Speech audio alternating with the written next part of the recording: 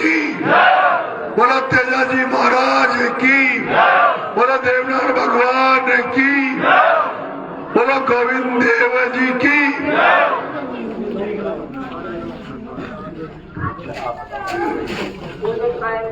वो मेरे को दो चीजें पता लग गया।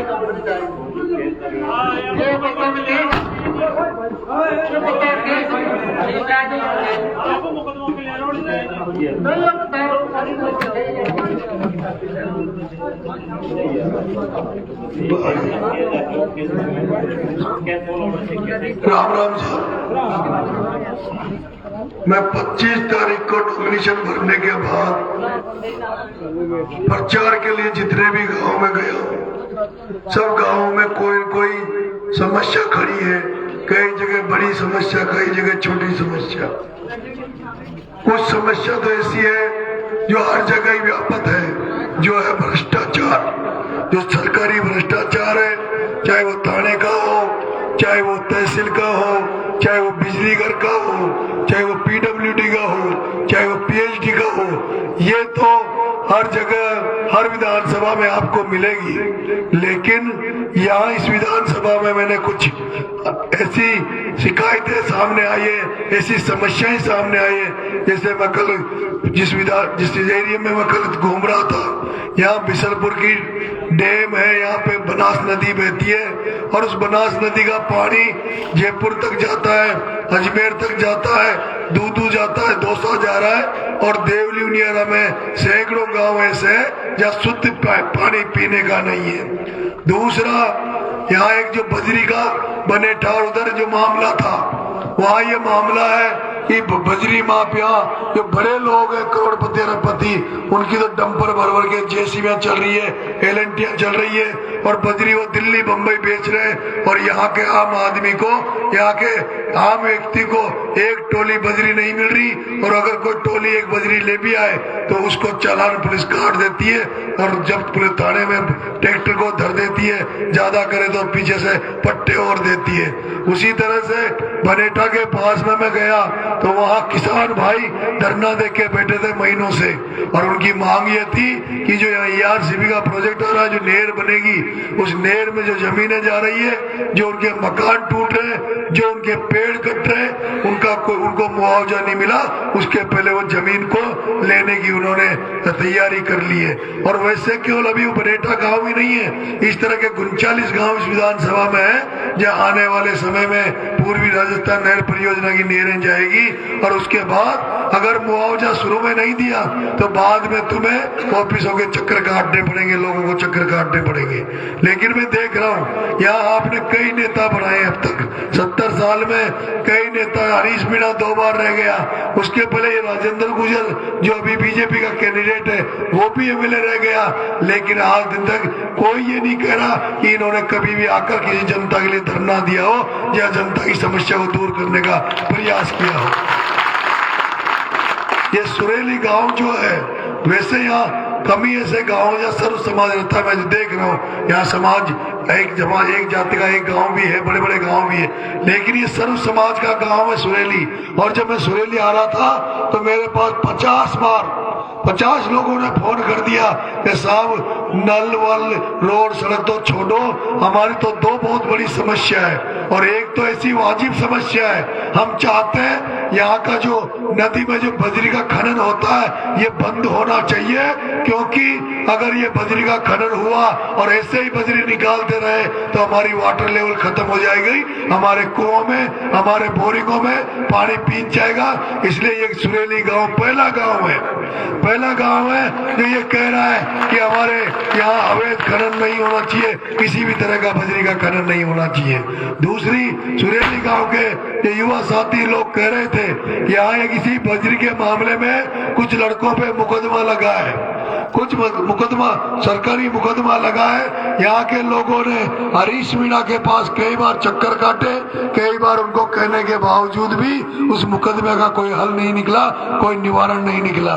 मैं आपसे कहना चाहता हूँ, ये जो मैं यहाँ जो चुनाव प्रचार में आया हूँ, सबसे पहले तो मैं खाटू श्याम जी के दरबार में अर्जी लगा के आया था कि भगवान अगर मुझे जीतने का मौका मिला जनता जनार्दन का आशीर्वाद मिला तो सबसे पहले तो जीतने के बाद जिस तरह से नंगे पैर आपके बीच में घूम रहा हूँ, सबसे पहले नंगे पैर पैदल पैदल पहले खाटू श्याम जी के दरबार में ढोक लगाऊंगा और उसके बाद किसी नेता के दर पे नहीं जाऊंगा, किसी पार्टी के यहाँ नहीं जाऊंगा, सीधा अगर आऊंगा तो आपके बीच में आऊंगा, देवली उनियारा में घूमूंगा और देवली उनियारा की जितनी भी जनता जनार्दन है, जहाँ कहीं भी जैसी भी समस्या है, उनको आप सबके साथ बैठकर उन समस्याओं को दूर करने का काम नरेश मीणा करेगा।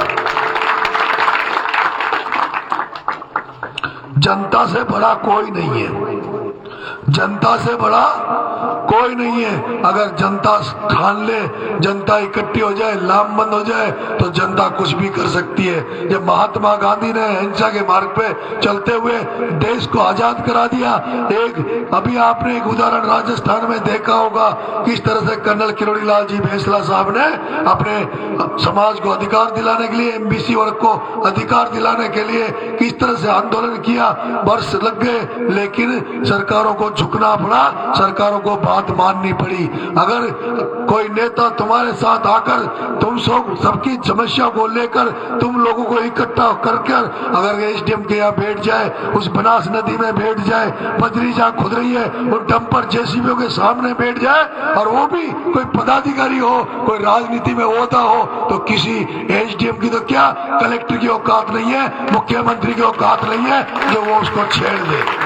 और ये दम आप में है, आपके इस बेटे में। अभी एक नारा लग रहा था, कौन आया, शेर आया, शेर आया। मैं अभी थोड़ी देर पहले एक मीटिंग मैंने ली थी, उसमें कहा था ये नारा मत लगाओ, ये नारा मत लगाओ, हो सकता है इस नारे से लोग चिढ़ जाए, लोग बुरा मान जाए। देखो ये तो अभी शेर बन रहे हैं, बाद में पता नहीं बब्बर बनेंगे, क्या बनेंगे। मैंने कहा अभी चुनाव तक तो गाय बन जाओ, गौ माता बन जाओ, माता नीचे कर लो और सबसे वोट मांगो। लेकिन मैं आपसे कहना चाहता हूँ ये जो शेर वाला जो नारा है, वो नारा यहाँ पर जायज है, इस भूमि के लिए जायज है, इस सुरेली के लिए जायज है। जिस सुरेली गांव में बजरी निकाली जा रही है, मुकदमे का कोई हल नहीं निकल रहा, और वहां जब सीधी अंगुली से घी नहीं निकले तो अंगुली टेढ़ी करनी पड़ती है। और जब गांधी के मार्ग पर अगर चलते हुए बात नहीं मानी जाए तो भगत सिंह बनना पड़ता है, शेर बनना पड़ता है, शेर दिलवाना पड़ता है। और यही कारण है मैं मेरे भाइयों को, मेरे युवा साथियों को हजारों बार मना करने के बाद भी ये नारा गलत, इस नारे को मत लगाओ। लेकिन जिस तरह से उन्होंने मेरे कार्य करने का तरीका देखा है, उन्होंने देखा है किस तरह से नरेश मीणा ने 12 में एक प्रमोद जैन भाया जो पीडब्ल्यूडी का बहुत बड़ा मंत्री था, खान मंत्री, उसके डंपर को पकड़ाने के लिए मात्र 10 आदमियों के साथ 12 के कवाई के थाने में घुस गया, कवाई के थाने में धरना दिया, उसका डंपर पकड़ाया, उसकी बजरी पकड़ाई। उसी तरह से कई बार ऐसे मामले आए जहाँ नरेश मीणा ने पुलिस से सीधी मुठभेड़ की है। एक सीन अगर आपने देखा होगा, ये 12 में मैं किसानों के लिए लड़ाई लड़ रहा था, एक बार मुझे बीच में पुलिस ने गिरफ्तार किया, पुलिस का एडिशनल एसपी वहां से लेकर 50 किलोमीटर दूर, मुझे जब वो एसपी 12 ले जाने लगा तो पूरे रास्ते जाम हो गए। एक समय ऐसा आया तो पुलिस का एडिशनल एसपी को अगर मैं नहीं बचाऊं तो लोग उसकी जान ले लेते। मेरे बहुत उम्र कम है, कद छोटा है, लेकिन आपके बेटे को छोटा किरोड़ी कहते हैं, और छोटा किरोड़ी जब इसका नाम पड़ा है तो कुछ तो कारण होगा, कुछ तो इसमें अंदर की बात होगी, इससे ये पड़ा है। मेरे पे सुरेली की जनता जनार्दन, आप इस बेटे पे भरोसा रखो, विश्वास रखो।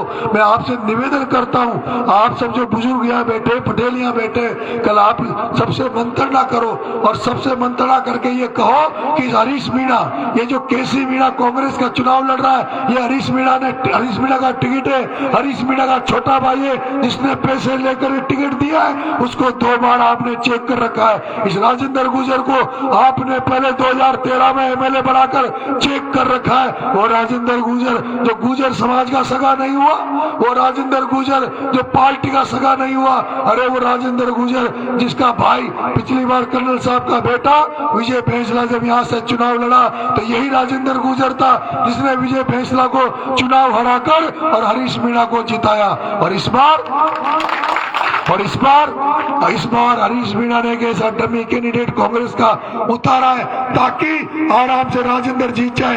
एक बार राजेंद्र बन जाए, एक बार हरीश बन जाए, दोनों का जो गठबंधन है इसको खुला करने के लिए, इसको हाथ से हटाने के लिए नरेश आया है। और आज तो मेरे पास खबर आई है बहुत बड़ी, हरीश जी यहाँ से भाग गए।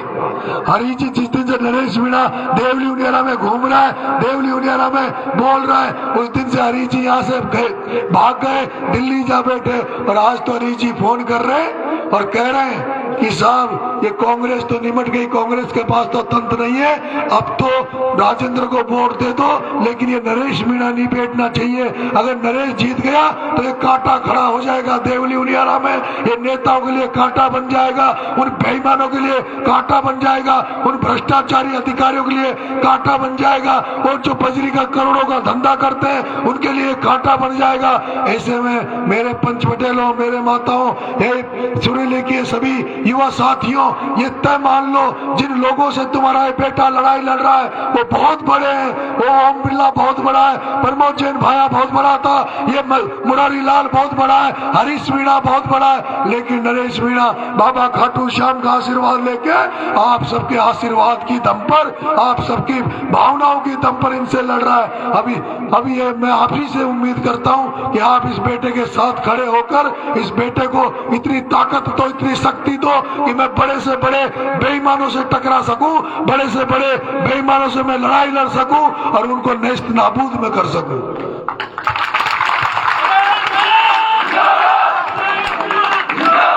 हम ज्यादातर लोग किसान हैं, हम ज्यादातर लोग किसान हैं, गांव में किसान बसता है। मैं आपसे बताना चाहता हूं कि जब किसान आंदोलन देश में चल रहा था, पूरे देश के किसान जब दिल्ली में पड़े थे, तभी आप ही का बेटा था जो दिल्ली की सड़कों पे राकेश टिकैत के साथ धरने में बैठा। यह आप ही का बेटा था जिसने राजस्थान में बड़ी बड़ी महापंचायतों में भाग लिया, रास्ते जाम किए, और जरूरत पड़ी जब राकेश टिकैत जी ने आह्वान किया कि पूरे देश में ट्रैक जाम होना चाहिए, रेलवे लाइनें जाम होनी चाहिए, आप ही का बेटा था जिसने जयपुर में जगतपुरा में 10,000 लोगों के साथ 7 घंटे तक रेल रोक दी थी। ये आपका बेटा, ये आपका बेटा जब 12 में गया, किसानों का मामला आया, किसानों को जब खाद नहीं मिल रहा था, किसानों को फसल के बीमा के पैसे नहीं मिल रहे थे, तब 12 में कलेक्ट्री पे चढ़ गया, कलेक्टर एसपी को ट्रैक्टर पे खड़ा करके इसी नरेश मीणा ने 81 करोड़ रुपए फसल बीमा के वहाँ किसानों को दिलाए, वहाँ खाद की व्यवस्था कराई, बिजली की समस्या दूर करी। अगर इस बेटे को एक बार एमएलए बना दो, एक बार सुरेली के सर्व समाज के लोगों के चरणों में ढोक देते हुए मैं कह रहा हूँ कि इन बाकी लोगों को तो आपने कई बार बना दिया, कई बार चेक कर लिया। पिछले 70 साल से कांग्रेस को वोट दे रहे हो, बीजेपी को वोट दे रहे हो, कब तक पार्टियों को देखोगे?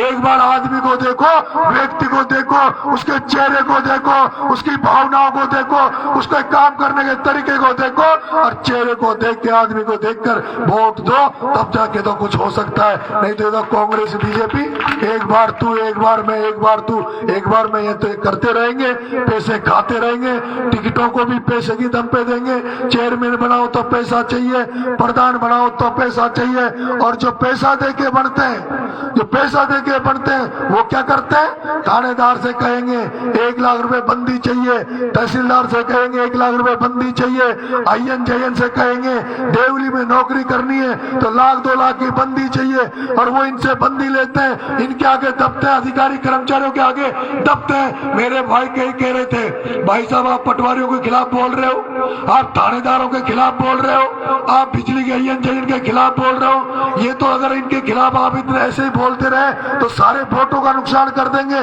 सब पटवारियों के पास वोट है, आईएन जयन के पास वोट है। मैं कह रहा हूँ, मैं चाहे चुनाव हार जाऊंगा, मुझे कोई फर्क नहीं पड़ता, लेकिन जो ईमानदारी की बात है उसको मैं करता रहूंगा।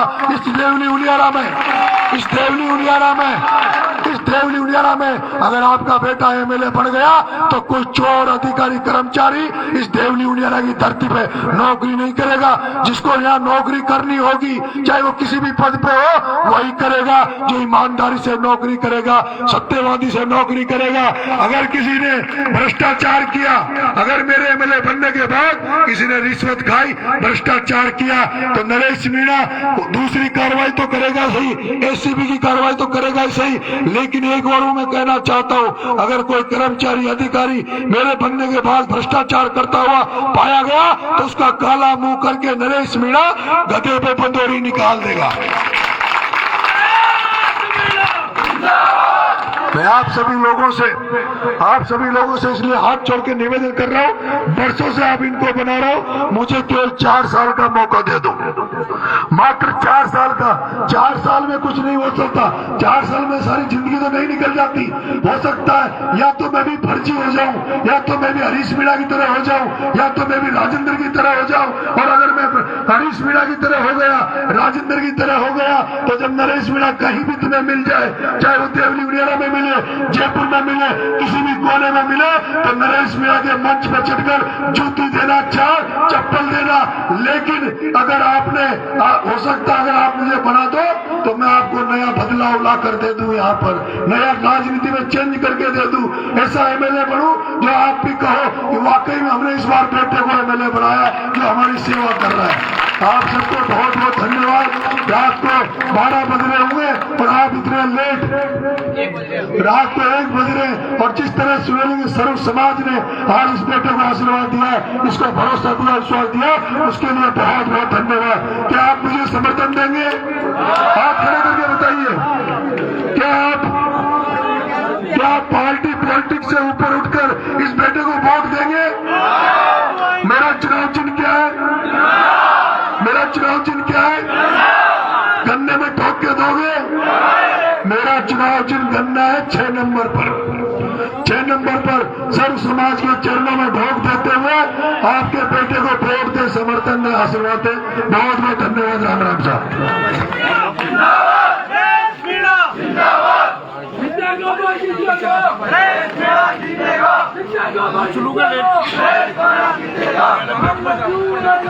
ये पंच पटेलों से निवेदन करता हूँ, आप मंच पे खड़े होके ये टाउन स्वागत खड़े होके कर दें।